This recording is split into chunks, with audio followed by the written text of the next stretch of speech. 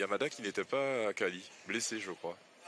Donc pour un retour de blessure, c'est pas mal. C'est un bon retour. Ah bah, il est bien guéri, hein, c'est bien. Allez, un petit... c'est comme la boxe pour moi. C'est comme la boxe, au début on se jauge.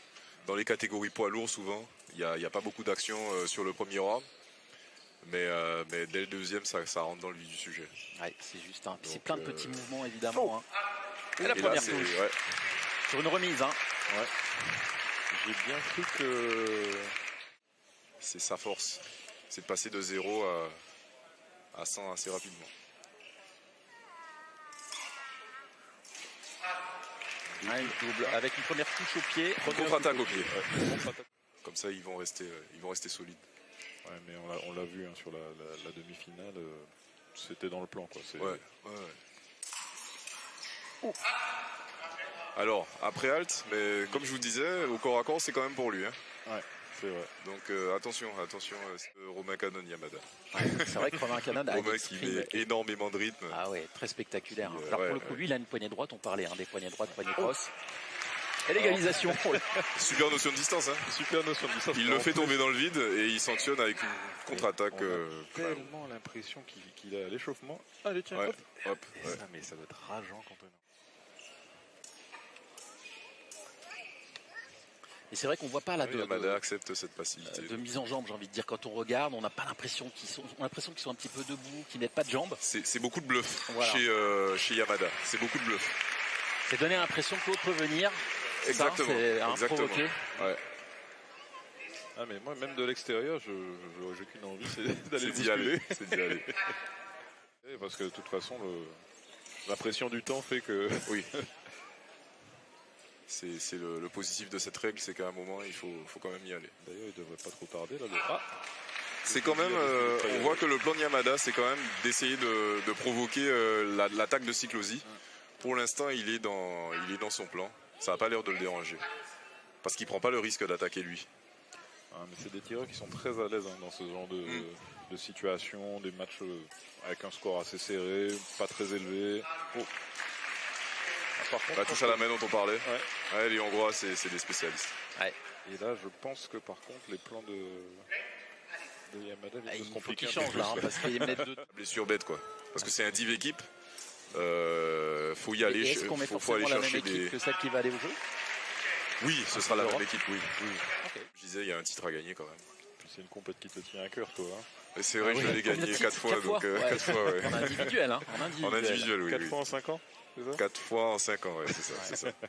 Bah, ça serait bien 5e, ça serait bien. Oh là là. Ouais, alors, je parlais de la distance. Et Siklosi, il a la distance à la main. Il le tient très loin et il allume tôt à la main. Ouais.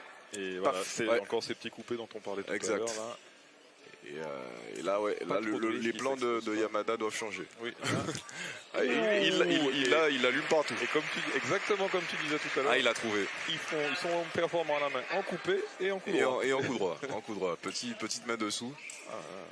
Là, ça va commencer à devenir compliqué là pour l'ami Yamada.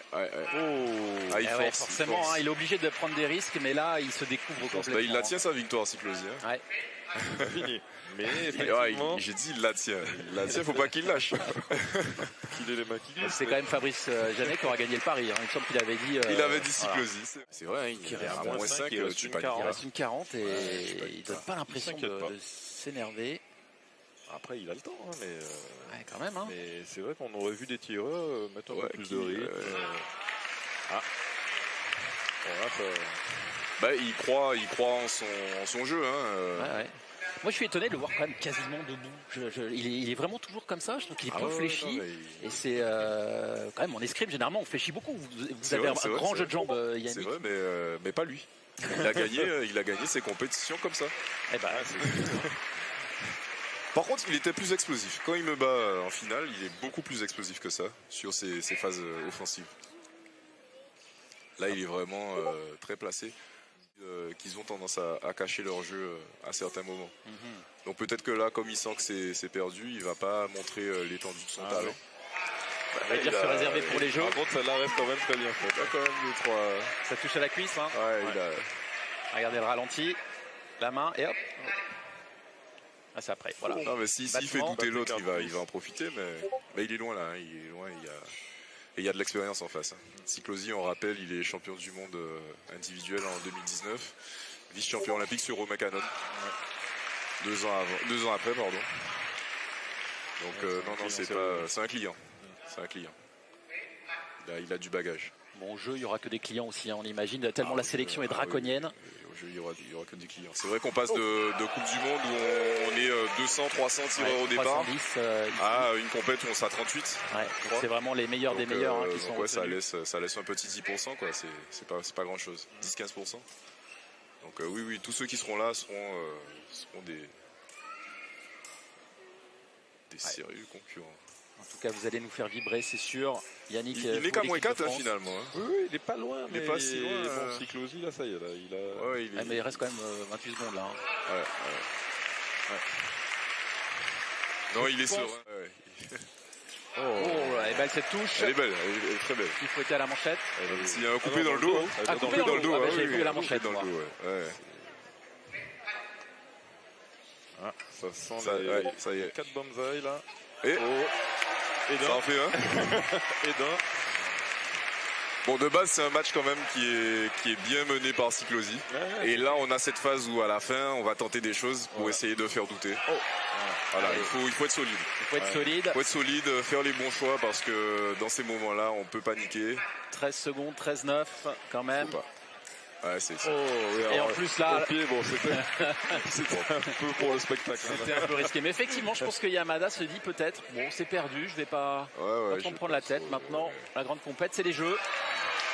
Et voilà, c'en est terminé. Victoire de Siklosi. Merci beaucoup Yannick de nous avoir accompagnés.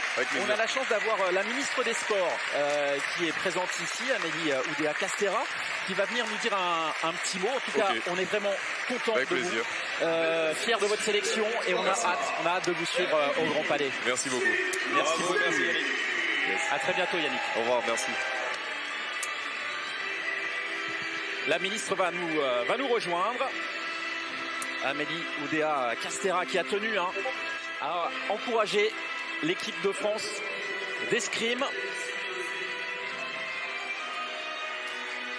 Fabrice, c'était une finale un peu comme la demi-finale pour le japonais, même style de jeu.